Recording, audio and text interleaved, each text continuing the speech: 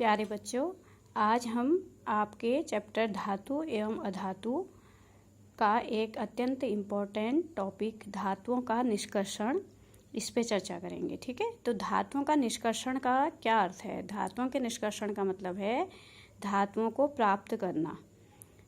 ठीक है, इसके लिए सबसे पहले आपको ये समझना पड़ेगा कि धातुएं जो होती हैं वो बहुत अधिक अभिक्रियाशील होती हैं, और जब हम पृथ्वी की भूपटी यानी भूमि के अंदर से उन धातुओं को प्राप्त करते हैं तो वो हमें स्वतंत्र अवस्था में नहीं मिलती हैं, क्योंकि वह बहुत अभिक्रियाशील होती हैं। इसके लिए सबसे पहले आपको धातुओं की सक्रियता श्रेणी समझनी होगी।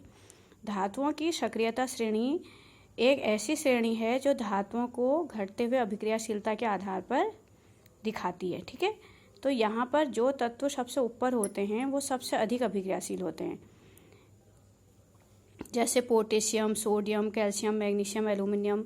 उसके बाद ये अभिक्रियाशीलता घटती जाती है, और सबसे कम अभिक्रियाशील तत्व जैसे मरकरी, सिल्वर, गोल्ड, जिसमें सिल्वर और गोल्ड हमें प्रकृति में स्वतंत्र अवस्था में मिलते हैं क्योंकि ये किसी के साथ अभिक्रिया नहीं करते। इनमें भी कुछ अशुद्धियाँ होती हैं जिन्हें साफ करके हम सोना और चांदी प्राप्त करते हैं। लेकिन जब हम इस सक्रियता श्रेणी में ऊपर की ओर बढ़ते हैं तो जो पोटेशियम, सोडियम, आपने पहले भी मैंने आपको बताया था कि इतने ज़्यादा अभिक्रियाशील होते हैं कि इन्हें केरोसिन में डुबो कर रखा जाता है इन्हें सुरक्षित रखने के लिए। तो इतनी अधिक अभिक्रियाशील धातुएं होंगी जैसे कैल्शियम, मैग्नीशियम, एल्यूमिनियम, जिंक, तो ये स्वतंत्र अवस्था में तो नहीं होंगी। अगर हम भूमि के नीचे से इन्हें ढूंढेंगे तो हमें पोटेशियम की तरह तो नहीं मिलेगा, एल्यूमिनियम के रूप में नहीं मिलेगा। ये मिलेगा अपने सल्फाइड, ऑक्साइड या कार्बोनेट अयस्क के रूप में। कहने का मतलब है या तो ये ऑक्सीजन के साथ रिएक्शन करके कोई अयस्क बना लेंगे, या सल्फर के साथ रिएक्शन कर लेंगे, या कार्बोनेट के साथ रिएक्शन करेंगे। तो धातुएं हमें स्वतंत्र अवस्था में भूमि की भूपटी से नहीं मिलती हैं, वो हमें अयस्क के रूप में मिलती हैं। ठीक है, और फिर उसमें से धातुओं को अलग करना कहलाता है निष्कर्षण। समझिए बेटा, तो इसमें हमें इस सक्रियता श्रेणी को पढ़ना इसलिए ज़रूरी है क्योंकि जो सबसे अधिक अभिक्रियाशील धातुएं हैं उन्हें निष्कर्षण करने का अलग तरीका है, जो बीच के हैं, ठीक है, सक्रियता श्रेणी के बीच में हैं उनको निष्कर्षण करने की अलग तरीका है, और जो सबसे नीचे हैं उनको निष्कर्षण करने का अलग तरीका है। तो इसलिए सक्रियता श्रेणी से मैं इसकी शुरुआत कर रही हूँ। तो इसमें जो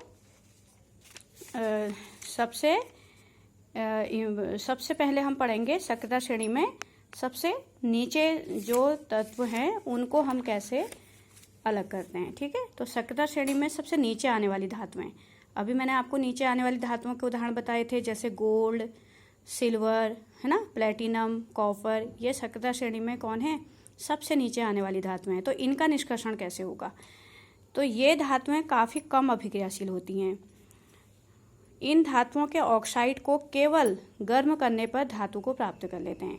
ये धातुएं बहुत कम अभिक्रियाशील होती हैं, जैसे मैंने आपको बताया सोना, चांदी तो स्वतंत्र अवस्था में रहता ही है, लेकिन कॉपर, प्लेटिनम भी अगर हमें मिलता है तो ऑक्साइड अयस्क के रूप में मिलता है, और हम उसको केवल गर्म करके सीधे धातु को प्राप्त कर लेते हैं। ठीक है, जैसे सिनाबार जो है एक मरकरी का अयस्क है, HgS, इसका नाम है सिनेबार। ये मरकरी का अयस्क है। इसका मतलब है जो मरकरी होती है वह मरकरी के रूप में नहीं मिलेगी, हमें मरकरी सल्फाइड के रूप में मिलेगी, जिसको हम सिनेबार कहते हैं। ठीक है, अब हमने इसमें से क्या करना है? मरकरी को अलग करना है। तो हम सबसे पहले क्या करेंगे? इसके ऑक्साइड अयस्क, मरकरी जो है जो सिनेबार के रूप में हमें मिला है उसको साथ ऑक्सीजन की अभिक्रिया करा देंगे, इससे मरकरी ऑक्साइड हमें प्राप्त होगा, और फिर हम उस मरकरी ऑक्साइड को तोड़ेंगे अत्यधिक ऊर्जा दे करके, तो मरकरी अलग हो जाएगी, ऑक्सीजन अलग हो जाएगा। तो हमें कैसे तोड़ना है? इनको गर्म करके, यानी कि तापन यानी गर्म करके। ठीक है, तो सक्रियता श्रेणी में सबसे नीचे आने वाली धातुओं का निष्कर्षण, यानी सबसे नीचे जो धातुएं हैं उन्हें हम शुद्ध रूप में कैसे प्राप्त करेंगे, इसको हम निष्कर्षण कहते हैं। सोना, चांदी तो कुछ अशुद्धियों के साथ मिलता है, लेकिन कॉपर और मरकरी जो है वह उसके ऑक्साइड अयस्क के रूप में मिलता है।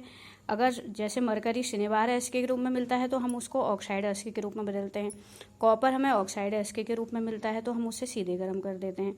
तो मरकरी जो है वो अगर मरकरी सल्फाइड यानी सिनेबार के रूप में मिलता है तो हम उसको ऑक्सीजन के साथ गर्म करके मरकरी ऑक्साइड यानी उसका ऑक्साइड अयस्क करते हैं, फिर उसको बहुत अधिक ताप पे गर्म करते हैं तो मरकरी अलग हो जाती है। ठीक है, इस तरीके से हमने मरकरी को अलग से प्राप्त कर लिया। ऐसी अगर कॉपर सल्फाइड अयस्क के रूप में मिलेगा तो हम उसको ऑक्सीजन के साथ गर्म करेंगे बहुत अधिक ताप पे, तो कॉपर ऑक्साइड बनेगा, और फिर कॉपर ऑक्साइड और कॉपर सल्फाइड ये दोनों आपस में मिलकर के कॉपर को अलग कर देंगे और सल्फर डाइऑक्साइड गैस मिलेगी। तो इस तरीके से हमने क्या किया, सक्रियता श्रेणी में सबसे नीचे आने वाली धातुओं को अलग कर लिया। मरकरी को उसके सल्फाइड अयस्क से अलग कर दिया, कॉपर को उसके सल्फाइड अयस्क से अलग कर दिया। तो सक्रियता श्रेणी में सबसे नीचे आने वाली धातुओं का निष्कर्षण कैसा होता है, केवल उसके धातु के ऑक्साइडों को गर्म करने पर हम धातु को प्राप्त कर लेते हैं। ठीक है, धातु के ऑक्साइडों को गर्म करने पर, यदि वो ऑक्साइड के रूप में नहीं मिलते हैं, सल्फाइड के रूप में मिलते हैं, तो पहले हम ऑक्साइड रूप में परिवर्तित करेंगे, फिर ऑक्साइड रूप में परिवर्तित करने के बाद उसको और अधिक गर्म करेंगे तो हमें धातु स्वतंत्र रूप में प्राप्त हो जाएगी। इसके बाद हम बात करते हैं सक्रियता श्रेणी में मध्य में स्थित धातु, बीच में। सक्रियता श्रेणी में जो धातु में बीच में स्थित हैं उनका निष्कर्षण कैसे करते हैं, तो बीच वाले तत्व कौन कौन से हैं, जैसे आयरन, जिंक, लेड, ये हैं बीच वाली धातुएं। इन्हें अलग करने के लिए क्या करते हैं, ये बहुत ही इम्पोर्टेंट टॉपिक है। इसको अलग करने के लिए हमें क्या करना होता है, अगर ये आयरन, जिंक या लेड सल्फाइड या कार्बोनेट अयस्क के रूप में मिलते हैं, ठीक है, यदि ये सल्फाइड या कार्बोनेट अयस्क के रूप में मिलते हैं तो इन्हें पहले ऑक्साइड अयस्क में अपचयन द्वारा परिवर्तित किया जाता है। तो सक्रियता श्रेणी में मध्य में आने वाली धातुएं जैसे आयरन, जिंक, लेड यदि सल्फाइड या कार्बोनेट अयस्क के रूप में मिलेंगी तो सबसे पहले हम इन्हें ऑक्साइड अयस्क के रूप में बदलेंगे। किस विधि द्वारा, अपचयन विधि द्वारा। क्यों बदलेंगे, क्योंकि ऑक्साइड अयस्क से धातु को प्राप्त करना बहुत आसान होता है। तो ये 2 नंबर का आपका एग्जाम में क्वेश्चन भी आता है कि सल्फाइड और कार्बोनेट अयस्क को पहले ऑक्साइड अयस्क में क्यों बदला जाता है।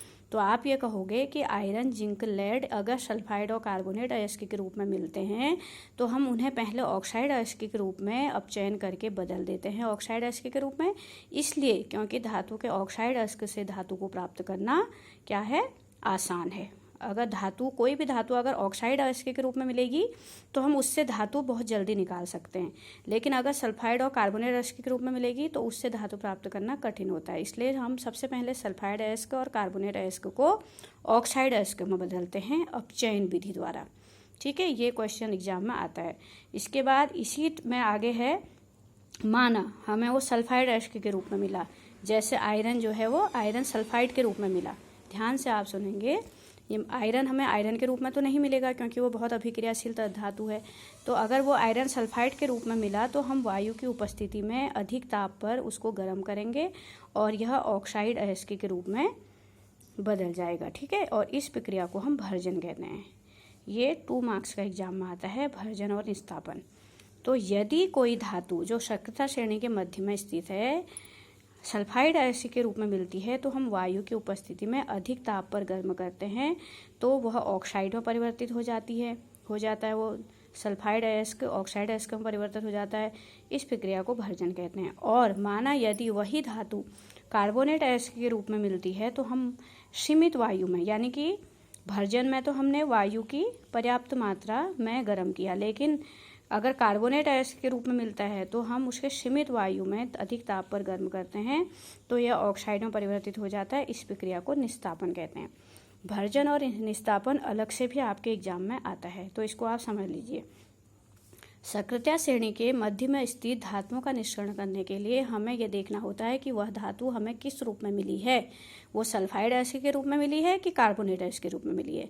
यदि वो सल्फाइड अयस्क के रूप में मिली है तो वायु की पर्याप्त मात्रा में उसको गर्म करेंगे और उसको ऑक्साइड अयस्क में बदल देंगे। ठीक है, और यदि वो कार्बोनेट के रूप में मिली है तो कार्बोनेट अयस्क को वायु की सीमित मात्रा में गर्म करेंगे और ऑक्साइड में परिवर्तित हो जाएगा। इस प्रक्रिया को निस्तापन कहते हैं। अब देखिए, जैसे हमारा जिंक है, जिंक किसके रूप में मिला हमें, जिंक सल्फाइड के रूप में मिला।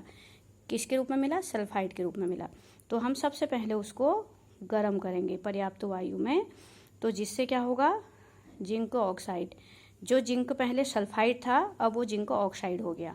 ठीक है, और माना वही जिंक हमें कार्बोनेट के रूप में मिला, ये यहाँ पर जिंक हमें किसके रूप में मिला है, सल्फाइड के रूप में। तो हम क्या करेंगे, भर्जन यानी पर्याप्त हवा की उपस्थिति में गर्म करेंगे। लेकिन वही जिंक अगर हमें कार्बोनेट के रूप में मिलेगा तो हम क्या करेंगे, निस्तापन यानी कि हवा की सीमित मात्रा में, वहाँ पर वायु बहुत कम होगी तो हम उसको गर्म करेंगे। दोनों ही स्थितियों में हमने गर्म करना है। तो जिंक किस में मिलेगा, जिंक ऑक्साइड के रूप में मिलेगा और कार्बन डाइऑक्साइड गैस निकलेगी। ठीक है, तो भर्जन की प्रक्रिया में सल्फाइड अयस्क को वायु की पर्याप्त मात्रा में गर्म किया जाता है और जिंक सल्फाइड को जिंक ऑक्साइड में बदला जाता है। और निस्तापन की प्रक्रिया में जैसे कार्बोनेट अयस्क के रूप में जिंक मिला है तो हम उसको पहले जिंक ऑक्साइड में बदलते हैं। कैसे, सीमित मात्रा में वायु की गर्म करते हैं। ठीक है, अब देखिए क्या हुआ, सल्फाइड अयस्क भी ऑक्साइड अयस्क में बदल गया, कार्बोनेट अयस्क भी ऑक्साइड अयस्क में बदल गया। अब इसमें से हम उस धातु को अलग करेंगे। इसके लिए हम क्या करेंगे, बहुत इंपॉर्टेंट है, इसके बाद कार्बन को एक अपचायक के रूप में यूज करेंगे, यानी कि जो जिंक ऑक्साइड हमें मिला था अभी भर्जन और निस्तापन प्रक्रिया से, उसकी अभिक्रिया हम कार्बन से करा देंगे। तो कार्बन एक अपचायक है, वह ऑक्सीजन को इससे ले लेगा। अब क्या मिल गया हमें, जिंक। देखिए, भूमि के अंदर से जिंक हमें स्वतंत्र रूप में नहीं मिलेगा। जिंक हमें मिलेगा या तो सल्फाइड अयस्क के रूप में या कार्बोनेट अयस्क के रूप में, चाहे वो जिंक हो, आयरन हो, एल्यूमिनियम हो। ठीक है, जो सक्रियता श्रेणी के मध्य में उपस्थित होते हैं। यदि जिंक ऑक्साइड के रूप में मिला तो ठीक है, हम उसको कार्बन से अभिक्रिया करके जिंक उससे अलग कर देंगे। माना यदि जिंक ऑक्साइड अयस्क के रूप में ना मिला, सल्फाइड अयस्क के रूप में मिला, तो सबसे पहले हम उसकी क्या करेंगे, वायु की उपस्थिति में उसे गर्म करेंगे, यानी भर्जन की प्रक्रिया करेंगे। जिंक सल्फाइड के रूप में मिलेगा तो भर्जन की प्रक्रिया करेंगे, वायु की उपस्थिति में उसको गर्म करेंगे। लेकिन जिंक अगर कार्बोनेट के रूप में मिला तो निस्तापन की प्रक्रिया करेंगे, यानी बिना वायु के उसको गर्म करेंगे। दोनों ही स्थितियों में हमें जिंक ऑक्साइड मिल जाएगा और फिर हम उस जिंक ऑक्साइड के कार्बन के साथ क्या करेंगे, अपचयन करेंगे। तो कार्बन ऑक्सीजन को ले लेगा और जिंक को अलग कर देगा। तो इस तरीके से हमें सक्रियता श्रेणी के बीच वाली धातु प्राप्त होती हैं निष्कर्षण द्वारा। अब आई बारी सक्रियता श्रेणी में सबसे ऊपर स्थित धातुओं का निष्कर्षण। तो सबसे ऊपर धातुओं का निष्कर्षण कैसे होता है, सबसे ऊपर कौन कौन सी धातुएं हैं, सोडियम है, पोटेशियम है, कैल्शियम है, मैग्नीशियम है।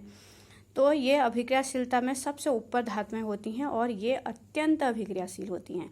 सक्रियता श्रेणी में सबसे ऊपर स्थित धातुएं अत्यंत अभिक्रियाशील होती हैं। तो इन धातुओं को निष्कर्षण के लिए, यानी इन धातुओं को इनके अयस्कों से प्राप्त करने के लिए हम विद्युत अपघटन प्रक्रिया का प्रयोग करते हैं, यानी कि हम धातुओं को गला करके उसका विद्युत अपघटन यानी कि बिजली द्वारा उसका अपघटन करते हैं। ठीक है, तो ये सक्रियता श्रेणी में जो सबसे ऊपर धातुएं होती हैं वो बीच वाली धातुओं की तरह उनकी प्रक्रिया नहीं होती, उनकी अलग प्रक्रिया होती है। उनको विद्युत अपघटन द्वारा कैसे करते हैं, इन धातुओं को उनके गलित क्लोराइड के विद्युत अपघटन से प्राप्त किया जाता है। ठीक है, इन धातुओं को गला करके उनका विद्युत अपघटन किया जाता है और जिस उसमें उपकरण में इसका विद्युत अपघटन करते हैं उसमें दो रॉड लगाते हैं, एक कैथोड और एक एनोड।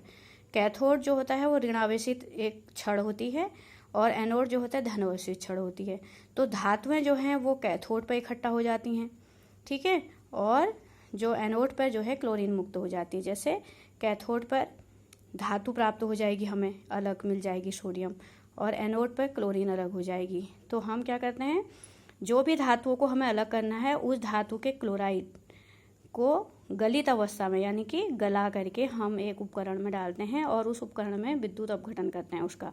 तो उसमें दो छड़ें डाली होती हैं, दो इलेक्ट्रोड डाले होते हैं, एक कैथोड और एनोड। तो जैसे ही हम उसका विद्युत अपघटन करते हैं, कैथोड पर धातु अलग हो जाती है और एनोड पे क्लोरीन अलग हो जाती है। और तो इस तरीके से हम सक्रियता श्रेणी के सबसे ऊपर स्थित धातुओं का निष्कर्षण करते हैं। ठीक है, तो इसका एक फ्लो चार्ट भी है, अगर आप फ्लो चार्ट से भी इसको समझ सकते हो। ठीक है, तीनों सक्रियता श्रेणी के ऊपर नीचे कैसे, ये इस तरीके से आप समझ सकते हो। माना हमें कोई पृथ्वी के भूपट्टी से कोई अयस्क मिला, तो सबसे पहले उस अयस्क के सांद्रण के लिए हम क्या करेंगे, हम देखेंगे कि वह कौन सी धातु है, उच्च अभिक्रियाशील धातु है, मध्यम अभिक्रियाशील धातु है या निम्न अभिक्रियाशील धातु है। कहने का मतलब है वो सोना चांदी है कि जिंक है कि सोडियम पोटेशियम है।